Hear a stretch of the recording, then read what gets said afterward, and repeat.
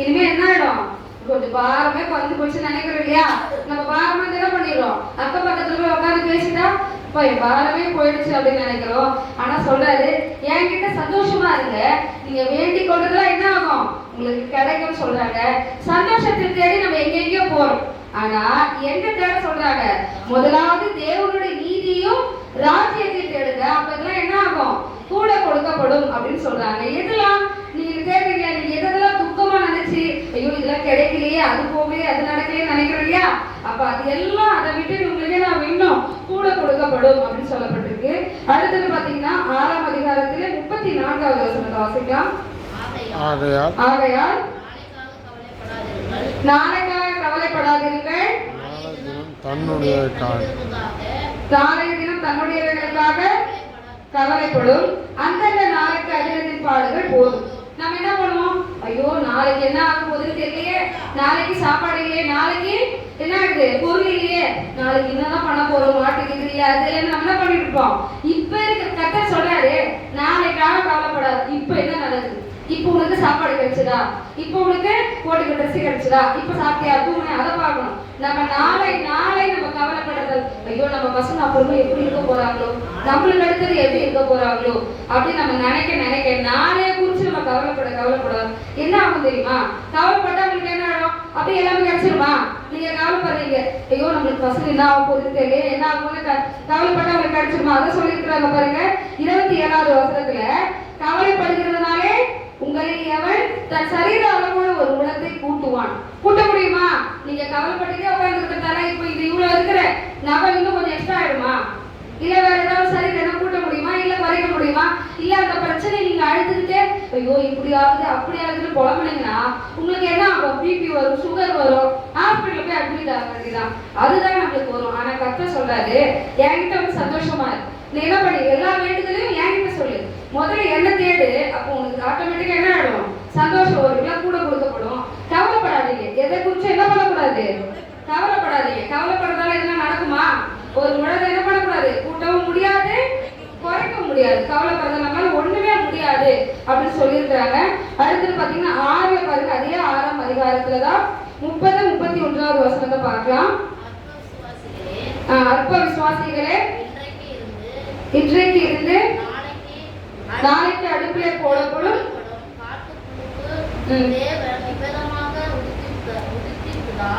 உங்களுக்கு உடுத்திருப்பது அதிக நிச்சயம் அல்லவோ. ஆமென்.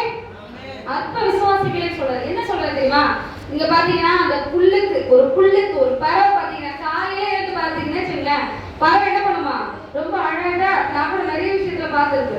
நான் என்ன பண்ணிருப்பேன், ரொம்ப சோம்பேறி. ஆனா அந்த பறவை காலையில எழுந்து பார்த்தோம் அவ்வளவு வேகமா எங்கதான் போகுதுன்னு தெரியாது. அந்த பறவை கவலைப்படுதா, ஐயோ சாப்பாடுக்கு அரிசி இல்லையே, ஐயோ நாளைக்கு நம்ம எங்க போய் தங்க போறோம், பசங்களுக்கு எல்லாம் சேர்த்து வைக்கணுமே, பசங்க என்ன இது பண்றாங்களா அப்படின்னு அந்த பறவை ஃபீல் பண்ணுதா? ஃபீல் பண்றதே கிடையாது. பறவை ஃபீல் பண்றது கிடையாது, அந்த மரங்கள் எதுவுமே பண்றது கிடையாது. ஆனா அதுக்கெல்லாம் எப்படி கர்த்தர் கரெக்டா போதிக்கிறாரு. அப்ப அந்த பறவை புல்லுக்கு அப்படி எல்லாத்துக்குமே போதிக்கிற கர்த்தர் நமக்கு போதிக்க மாட்டாரா?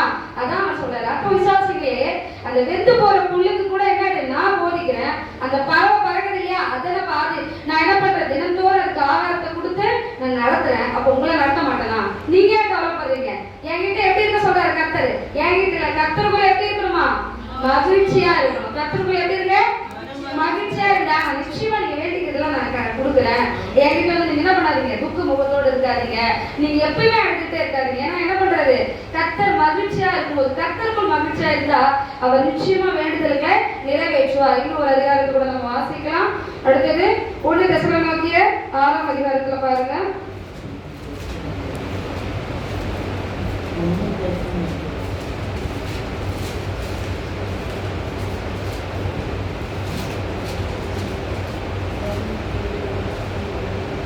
தெசலோனிக்கேயர் 6ஆம் அதிகாரத்துல 1ஆம் வசனத்தை வாசிக்கலாம்.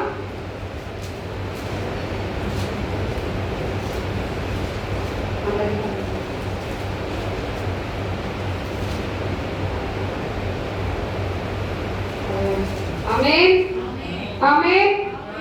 இந்த பாருங்க, இதுல ஒரு அதிகாரத்துல சொல்லியிருப்பாங்க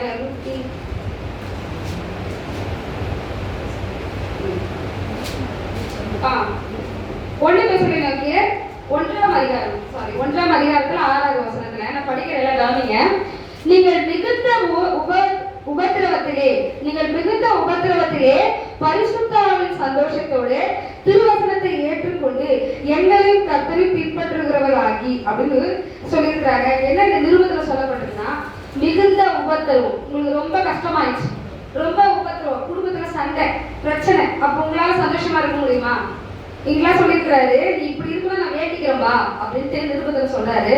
மிகுந்த உபத்திரவத்துல நம்ம எப்படி சந்தோஷமா இருக்க முடியுமா அப்படின்னா, எது மூலயமா நம்மளால சந்தோஷமா இருக்க முடியும் அப்படின்னு பாத்தீங்கன்னா, கர்த்தருடைய வசனத்து மூலயமா. இங்க பாருங்க, பரிசுத்தாவின் சந்தோஷத்தோட எப்ப சந்தோஷமா இருக்க முடியும்? ரொம்ப உபத்திரம் வருது, கஷ்டம் வருதுன்னா ஆவியானவர் துணை இருந்தாலும் நம்மளால அந்த நேரத்துல சந்தோஷமா இருக்க முடியும். ஏன்னா நம்ம என்ன பண்ணிட்டு இருக்கோம், உபத்திரம் வந்துச்சு, கஷ்டம் வந்துச்சு, வீட்டுல எல்லாம் உங்க பசங்க எல்லாம் சண்டை போட்டுக்கிட்டே இருக்கிறாங்க, அப்ப நம்மளால சந்தோஷமா இருக்க முடியுமா? அதை நினைச்சு கஷ்டம் தான் பட முடியும். ஆனாலும் அப்ப யாரோட துணையா இருந்தா நம்மளால சந்தோஷமா இருக்க முடியும்? பரிசுத்த ஆவியோட துணையோட நம்மளால என்ன பண்ண முடியும்? சந்தோஷத்தோட இருக்க முடியும். அப்ப அங்க சொல்றாங்க பாருங்க, அந்த வசனத்தை முடிச்சு வாசிக்கலாம். சந்தோஷத்தோட திருவசனத்தை ஏற்றுக்கொண்டு எங்களையும் கர்த்தரையும் பின்பற்றுகிறவர்களாகிய அந்த என்ன சொல்றாங்க, திருவசனத்தை ஏற்றுக்கொள்ளணும். எதை ஏற்றுக்கொள்ளணும்? திருவசனத்தை. நீங்க வசனத்தை மட்டும் ஏற்றுக்கிட்டீங்கன்னா எந்த சூழ்நிலையில நீங்க சோர்ந்து போக மாட்டீங்க. ஆமே, எவ்வளவுதான் உபத்திரம் வரட்டும், எவ்வளவுதான் கஷ்டம் வரட்டும், நீங்க இந்த வசனத்தை ஏற்றுக்கொண்டு திருவசனத்தை, இந்த பைபிள் இருக்கிற வசனம் சொல்லுது, நிறைய கஷ்டங்களுக்கு உண்டான மருந்து இதுல இருக்குது. நீங்க இந்த வசனத்தை ஏற்றுக்கொண்டு உங்களுக்கு படிக்க தெரியலனா கூட நாம சொல்ற வார்த்தைகளை நீங்க கேட்கும் போது அதை நீங்க உண்மை நம்பினா போதும், விசுவாசிச்சா போதும். இந்த வசனத்தை நீங்க ஏற்றுக்கொண்டீங்கன்னா அப்ப உங்களுக்கு என்ன ஆகும்? ரொம்ப கஷ்டமா இருந்தாலும், ரொம்ப அழுகா இருந்தாலும், உபத்திரமா இருந்தாலும் அந்த நேரத்துல நீங்க எப்படி இருப்பீங்க? சந்தோஷமா இருப்பீங்க. கர்த்தர் அதை மாற்றுவார். ஒரு நொடி பொழுது என்ன பண்ணிடுவாரு? மாற்றக்கூடிய கர்த்தர். எப்போ? வசனத்தை நீங்க கை கொண்டு நடக்கும். ஏசப்பா அப்படி சொல்லியிருக்கிறாரு. நான் இந்த நேரத்தில் சோர்ந்து போகவே கூடாது. இன்னைக்கு காலையில கூட அங்க எங்களுக்கு என்ன வசனம்னா, சோர்ந்து போகக்கூடாது. நம்ம என்ன பண்றோம்? துக்கம் வரும்போது, கவலை வரும்போது சோர்ந்து போயிடும். சோர்ந்து போகிறதுல என்ன ஆயிடுது? நம்ம மகிழ்ச்சியே இல்லாம போகுது இல்லையா? நம்ம நல்லா சிரிச்சுக்கிட்டே இருக்கிறவங்க திடீர்னு யாரும் ஒருத்தர் அடிச்சு, திடீர்னு ஏதாவது ஒரு கஷ்டம் வரும்போது என்ன பண்ணிடுறோம்? சோர்ந்து போயிடுறோம், சிரிக்க மறந்துடுறோம். நம்ம என்ன பண்ணிடுறோம்? சிரிக்க மறந்துடும். உங்களுக்குள்ள ஒரு மகிழ்ச்சி இல்லாம போகுது. அப்ப என்ன சொல்றாங்க, திருவசனத்தை நீங்க ஏற்றுக்கொண்டீங்கன்னா அந்த நேரம் அந்த வசனம் என்ன ஆயிடும்? உங்களுக்கு சந்தோஷமா வச்சிருக்கும். அந்த நேரத்துல வசனம் என்ன பண்ணிடும்? உங்களை சந்தோஷமா வச்சிருக்கோம். இப்ப அடுத்த ஒரு வசனத்தை வாசிக்கலாம். சங்கீதம் 119:70. சங்கீதம் 119:70 எடுத்துக்கலாம். 119வது அதிகாரம்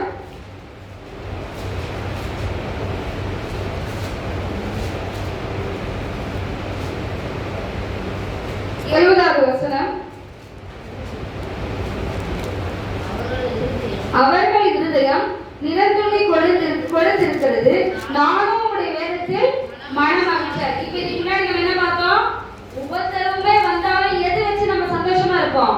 அவருடைய வசனத்தை வச்சு சந்தோஷமா இருக்கும். எவ்வளவுதான் உபத்திரம் வந்தாலும் அந்த வசனத்தை வச்சு சந்தோஷமா இருக்குமா?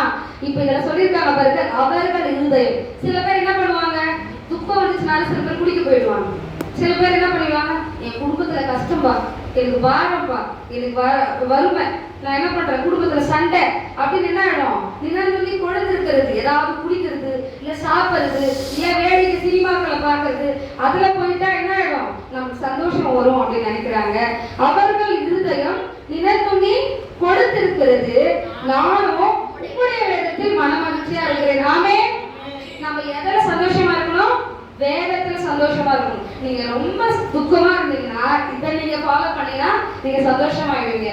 எத்தனையோ நேரத்துல என்னுடைய துக்க நேரத்துல கூட நம்மளுக்கு எனக்கு எது உறுதுணையா இருக்கு சந்தோஷமா இருக்கிறதுனா வேதம் தான். நாங்க திடீர்னு ஏதாவது ஒரு துக்கமா போயிட்டே இருப்போம், ஏதாவது ஒரு அப்செட்டா ஆயிடும். அப்ப அந்த நேரத்துல அங்க சர்ச்சில் நாங்களுக்கு வாசிக்கக்கூடிய ஒரு அதிகாரம் இல்ல பாஸ்டர் மூலமா பேசக்கூடிய ஒரு வார்த்தை எங்களை திடப்படுத்தி இது வரைக்கும் கொண்டு வந்தது சந்தோஷமா ஆயிடும். நம்மளுக்கு எல்லாம் அப்படி இருக்கும், நம்மளுக்கு பேசுற மாதிரியான வார்த்தைகள் அங்க இருக்கும். அப்ப அதான் சொல்றாங்க, நம்ம நிலந்து மத்தவங்க இருந்தே எப்படியோ எந்தெந்த சந்தோஷத்தை தேடி போகுது. ஆனா நம்ம எதை தேடி போனோம்? கர்த்தருடைய வசனத்தை தேடி போனோம். அதான் நமக்கு சந்தோஷம். அதான் என்னது? சந்தோஷம். மத்த சந்தோஷம், மன மகிழ்ச்சி, மத்ததெல்லாம் என்ன ஆயிடும்? ரொம்ப தற்காலிகமானது, அப்படியே போயிடும். டிவி பார்த்துட்டு ஒரு நாள் இப்படி வந்தாலும் திரும்ப சண்டை வந்துடும். அப்புறம் அந்த சண்டையை நினைச்சு திரும்ப வருத்தப்படுவீங்க. திரும்ப போய் நம்ம சாப்பிட்டா நான் எனக்கு எப்படின்னா, சிலருக்கு துக்கம் வந்தா சண்டை வந்தா சாப்பிடவே மாட்டாங்க. சிலருக்கு எப்படி இருக்கும், துக்கம் வந்தா சண்டை வந்து என்ன பண்ணுவாங்க, 2 நாள் சாப்பிடாம இருப்பாங்க. சண்டை இல்லையா? ஆனா எனக்கு எப்படிப்பட்ட குணம் கற்றுக் கொடுத்துருன்னா, ஏதாவது துக்கம் வந்துச்சுன்னா பசி எடுத்து, ஏதாவது துக்கம் வந்துச்சுன்னா என்ன ஆகும், பசி எடுக்கும். திடீர்னு ஏதாவது சோர்வா இதா இருக்கும், திடீர்னு பசி எடுத்துக்கும். அதை நான் எங்கேதான் சொல்றேன். அப்போ நம்ம அப்ப எனக்கு எதுல மகிழ்ச்சியா போயிடுச்சு, நம்ம சாப்பிட்றதுல மகிழ்ச்சி ஆயிடுச்சு. சாப்பிட்டாலே கொஞ்சம் ரிலாக்ஸ் ஆகிடும். அப்பா நம்மளுக்கு ஒரு இதாகிடுச்சு, அவ்வளோதான். வயிறு இதெல்லாம் நம்மளுக்கு என்ன ஆயிடுது, கொஞ்சம் ரிலாக்ஸ் ஆயிடுச்சு. அது சில பேருக்கு பிடிச்சா அப்பா இருந்தால் கொஞ்சம் நல்லா இருக்கு அப்படின்னு சில பேருக்கு. அப்போ மற்ற விஷயத்துல மகிழ்ச்சி கொஞ்ச நாள் தான். இந்த சாப்பிட்றது எவ்வளோ நாளைக்கு இருக்கு எனக்கு, அவ்வளோ நைட்டோட அது தீர்ந்து ஆயிடுச்சுன்னா முடிச்சு திரும்ப என்ன ஆகும், அடுத்த நாளைக்கு சாப்பிடணும் அடுத்து போயிருக்கும். ஆனா இந்த வசனம் சாப்பிட நம்மளுக்கு என்ன ஆகும், அப்படியே நம்மளுக்கு திகட்டாது. நம்ம அப்படியே சாப்பிட்டுக்கிட்டே இருக்கலாம். தினந்தோறும் நம்ம சாப்பிட்றதுக்கு மேலே இதை சாப்பிட்டீங்கன்னா அதுக்கு இந்த பைபிள் தூக்கி எடுத்து வாங்கணுங்கிறது கிடையாது. அதை உடனே நினைக்கிறாங்க, ஓ சாப்பிடணும், இது சாப்பிட்டா சந்தோஷமா இருக்கும். ஒரு இதுல கூட சொல்றாங்க, டாக்டர் சொல்லியிருக்காங்க, புளிக்கிட்டு வந்து என்ன பண்ணுங்க, டானிக் பாட்டில புளிக்கு கொடுப்பா அப்படின்ட்டு அந்த இதுல சொல்லியிருப்பாங்க. இதுல வந்திருக்கோம், புளிக்கு கொடு அப்படின்னா அவர் என்ன பண்ணிருப்பாரு, புளிக்கு கொடுக்கணும். அதான பாட்டிக்கு புளி கொடுப்பா அப்படின்னு டாக்டர் சொல்றாங்க. உடனே அவர் என்ன பண்ணாரு, பாட்டியே புளிக்கு கொடுக்கணும். அதான அந்த வயசான பாட்டி வேற. அது போனோம்னா உடனே பண்ண அந்த பாட்டி புளிக்கு பாட்டி இருந்தா டானி அப்படின்னு ஊத்துனாரு. உடனே என்ன ஆகும், அந்த வயசான பாட்டி புளி கொடுத்தா அது முடிஞ்சு போச்சு. அப்ப அதே போல நம்மளும் என்ன பண்றோம், சில வார்த்தைகள் சொல்றது நம்ம தப்பா புரிஞ்சுக்கணும்.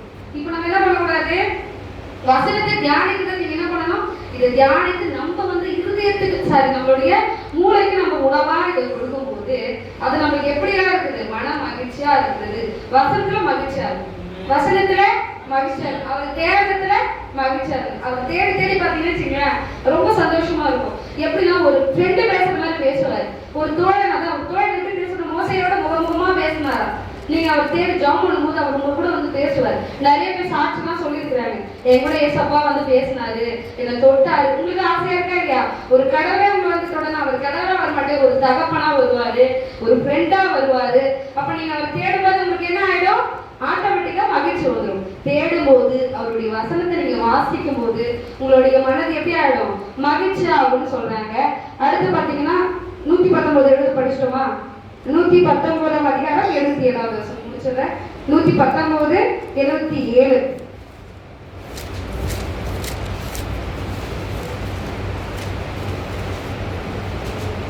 அடுத்து பாத்தீங்கன்னா, நான் பிழைத்திருக்கும்படிக்கு உமது இரக்கங்கள் எனக்கு கிடைப்பதாக, உம்முடைய வேதம் என் மனம் ஆயிடுச்சு. இதுல எதுதான் சொல்லியிருக்காங்க, வேதம். நம்ம பிழைக்கணும்னா எதுதான், அவருடைய கிருபை கிடைக்கும். நம்ம பிழைச்சிருக்கணும்னா இப்ப நம்ம எல்லாரும் உயிரோட உட்கார வச்சிருக்கிறது என்னது, அவருடைய பெரிதான கிருபை. ஆமென் ஆமென். நீங்க எல்லாரும் இந்த இடத்துல உட்கார்ந்து இருக்கிறது, நான் இந்த இடத்துல நின்று மைக் பிடிச்சிட்டு இருக்கிறது அவருடைய பெரிதான கிருபை. எத்தனை பேர் இந்த இடத்துல இல்லையா, எத்தனை பேருக்கு அந்த பாக்கியம் கிடைக்கல, உங்களுக்கு கிடைச்சிருக்குது, எனக்கு கிடைச்சிருக்கிறது பெரிதான கிருபை. கிருபை அப்படின்னா என்னன்னா, தகுதியே இல்லாதவர்களுக்கு கர்த்தர் கொடுக்கக்கூடிய ஒரு ஈவு. தகுதியே இல்லாதவர்களுக்கு கர்த்தர் கொடுக்கக்கூடிய ஒரு ஈவு தான் கிருபை. அப்ப நம்ம கிருபை தானே, ஏன்னா அவர் துதிக்க எனக்கு தகுதியே இல்லை, 1% கூட என்னது தகுதியே இல்லை. ஆனா என்னை வைக்க பிடிச்சு இங்க உங்களுக்கு வசனங்களை சொல்லவே எனக்கு ஒரு கிருபை கொடுத்துருக்காரு இல்லையா. இப்ப பாத்தீங்கன்னா கிருபை, அதை நம்ம பிழைக்கணும்னா என்ன தேவை, கர்த்தருடைய கிருபை தேவை. அதை பாருங்க, நான் பிழைத்திருக்கும்படிக்கு உங்களுடைய இரக்கங்கள் எனக்கு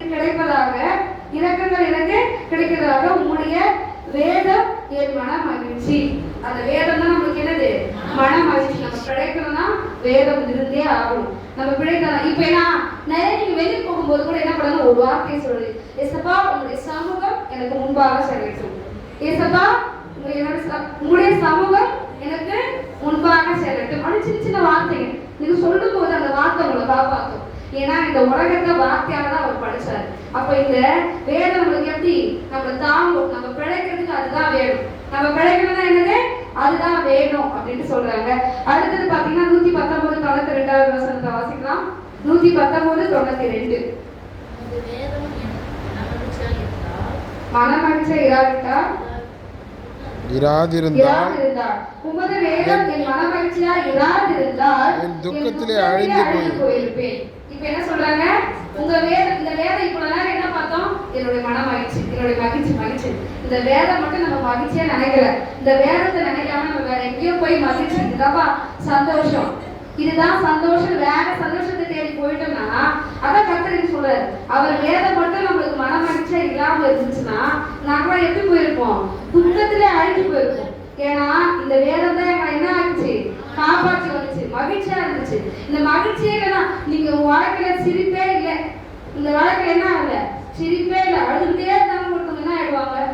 துக்கத்திலே சேர்த்து போனவங்க நிறைய பேர் இருக்கிறாங்க. ஆமே. அப்போதான் சொல்றாரு, தாவீது சொல்றாரு, ஏசப்பா உங்க வேதத்தை மட்டும் நான் வாசிக்கலாம், அப்படியே சேர்த்து போயிருப்பேன். உங்க வேதத்தை மட்டும் வாசிக்கலாம் நான் என்ன பண்ணிருப்பேன்? அப்ப அவனுக்கு எவ்வளவு நெருக்கம் வந்துச்சு. எங்களுக்குமே அப்படிதான். இந்த வேதம் மட்டும் எங்களுக்கு மன மகிழ்ச்சியா இல்லாம நாங்க துக்கப்படும் போது, நாங்க சோர்ந்து போகும்போது இந்த வேதம் எங்களை காப்பாத்தி நிறுத்தலன்னா நாங்க எப்ப என்ன பண்ணிருப்போம்? எப்பயே அழுது போயிருப்போம். காலையில கூட வரப்ப அருமையான சாட்சி சொன்னாங்க. சீக்கிரமா இங்கே அவங்க சாட்சி சொல்ல கர்த்தர் திரும்ப செய்வார். அப்ப அதுதான் அந்த வேதம் இல்லைன்னா நம்ம என்ன ஆயிடுவோம்? அந்த தாவீது சொல்றேன், அழிஞ்சு போயிருப்போம்பா.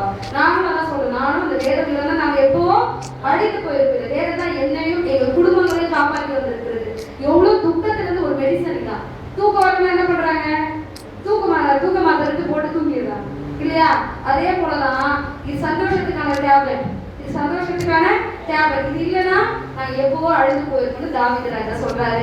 ஓகே, இப்ப அடுத்து பாத்தீங்கன்னா எனக்கு வேதத்துல ஒரே ஒரு ஸ்திரியை மட்டும் சொல்லி முடிச்சிடுறேன். இன்னைக்கு உமன்ஸ் டே, பெண்கள் தினம். எல்லாருக்குமே பெண்கள் தின வாழ்த்துக்கள். அதாவது பெண்களை நம்ம தான் இல்லையா, நம்ம என்ன பண்ணுவோம்? உங்களுக்கு எந்த ஆசீர்வாதமே இல்லை அப்படின்னா நீங்க என்ன பண்ணுவீங்க? என்கிட்ட முதல்ல சொல்றது என்ன? ஜப குறிப்பு குடிப்போம். நானும் அப்படிதான். எல்லா பாஸ்டரும் என்ன பண்ணுவோம்? ஐயா எனக்காக ஜெபிச்சுங்க, எனக்கு குழந்தை இல்லை. நீங்க என்ன பண்ணுவீங்க? போயிட்டு ஐயா எனக்காக ஜெபிச்சுக்குங்கன்னு சொல்லுவோம் இல்லையா? வேதத்துல ஒரு பெண் இருக்கிறாங்க. அந்த பெண்ணை நான் வாசிக்கும் போது நான் ரொம்ப பிரமிப்பாகி போனேன். ஏன்னா அந்த வார்த்தைகளை மட்டும் நான் சொல்லி முடிக்கிறேன். அந்த பெண் ரொம்ப குணசாலியான ஒரு பெண்ணும் கூட. கனம் பொருந்திய ஸ்திரீ. வேதத்துல அவங்க என்ன சொல்லியிருக்கு? கனம் பொருந்திய ஸ்திரீ. ஏன் கனம் பொருந்திய ஸ்திரீன்னு தெரியுமா? அதை நம்ம வாசிச்சு தெரிந்து கொள்ளலாமா? 2 ராஜாக்கள் 4ஆம் அதிகாரம் எடுத்துக்கொள்ளலாம். 2 ராஜாக்கள் 4ஆம் அதிகாரம்